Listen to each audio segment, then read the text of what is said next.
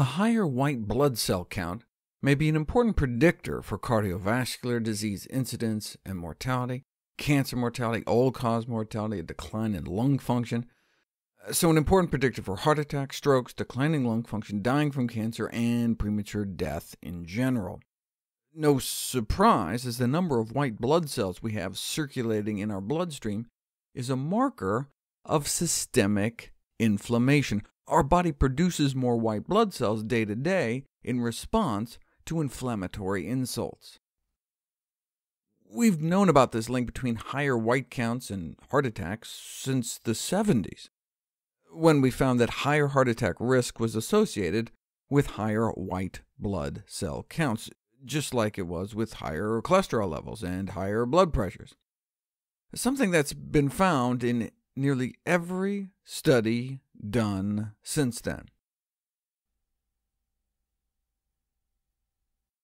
Decades of studies involving hundreds of thousands of patients showing dramatically higher mortality rates in those with higher white counts. But why? Why does white blood cell count predict mortality? Maybe because it's a marker of inflammation and oxidation in our body.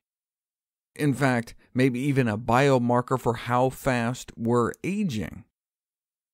But it may be more than just an indicator of inflammation, but an active player, contributing directly to disease via a variety of mechanisms, including the actual obstruction of blood flow. The average diameter of white blood cells is like 7.5 micrometers, whereas our tiniest vessels are only like 5 micrometers wide. So the white blood cell has to squish down into like a sausage shape to squeeze through. And when there's inflammation present, these cells can get sticky. Here's more images of a white blood cell plugging up a vessel as it exits a small artery, trying to squeeze into a capillary, slowing down or even momentarily stopping blood flow. And if it gets stuck there, it can end up releasing all its internal weaponry, normally reserved for microbial invaders, and damage our blood vessels. This may be why in the days leading up to a stroke or heart attack, you may find a spike in the white cell count. Whether white count is just a marker of inflammation or an active participant, it's better to be on the low side.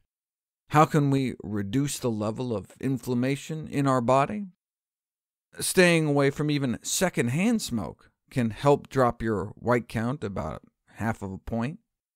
Those that exercise also appear to have an advantage, but you don't know if it's cause and effect unless you put it to the test.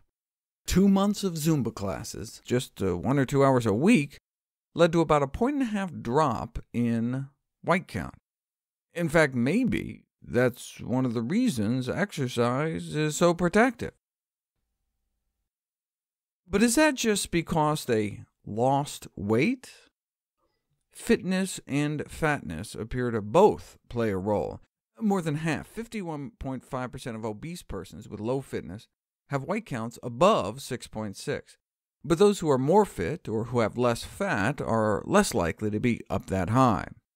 Of course, that could just be because exercisers and leaner individuals are eating healthier, eating less inflammatory diets. How do we know excess body fat itself increases inflammation, increases the white count?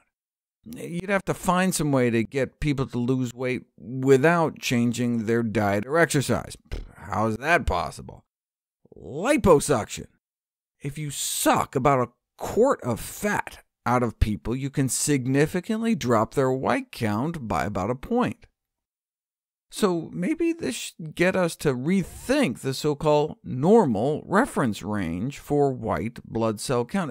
Maybe we should revise it downward like we've done for cholesterol and triglycerides. Up until now, we've just based normal values on people that might be harboring significant background inflammatory disease. If you just restrict it to those with normal C-reactive protein, another indicator of inflammation, then instead of normal being 4.5 to 10, maybe we should instead revise it closer to 3 to 9. Okay, but where did the healthiest populations fall? Those not suffering from the ravages of chronic inflammatory diseases like heart disease and common cancers. Populations eating diets centered around whole plant foods average about 5, whereas in the U.S. at the time was closer to 7 or 8. The reason we know it's not genetic is if you take those living on traditional rural African diets, who are down around 4 or 5, and move them to Britain, they end up closer to 6, 7, or 8. Ironically, the researchers thought this was a good thing, referring to the lower white counts on the uncivilized diet as neutropenic, meaning too few white blood cells. They noted that during an infection or pregnancy, where you really do need more white cells, the white count came right up to wherever necessary. So bone marrow of those eating traditional plant-based diets had the capacity to create as many white cells as needed, but suffers from understimulation. They're just not smoking enough cigarettes and eating as many inflammatory foods. Similar findings were reported in Western plant eaters, with an apparent stepwise drop in white count as diets got more and more plant-based. But maybe there are non-dietary factors, such as lower smoking rates in those eating healthier? What you need are interventional trials to put it to the test. Just 21 days of removing meat, eggs, dairy, alcohol, and junk affected a significant drop in white count, even in people who started out down at 5.7. Those that started out even higher, patients with rheumatoid arthritis starting up around 7, no change in the control group that didn't change their diet, but a 1.5-point drop within a month on whole food plant-based nutrition. That's a 20% drop. That's more than the drop in inflammation one might get quitting a 28-year pack-a-day smoking habit. The most extraordinary drop I've seen was in a study of 35 asthmatics after 4 months of a whole food plant-based diet. Their average white count dropped nearly 60%, from up around 12 down to 5, though there was no control group and not enough patients to achieve statistical significance.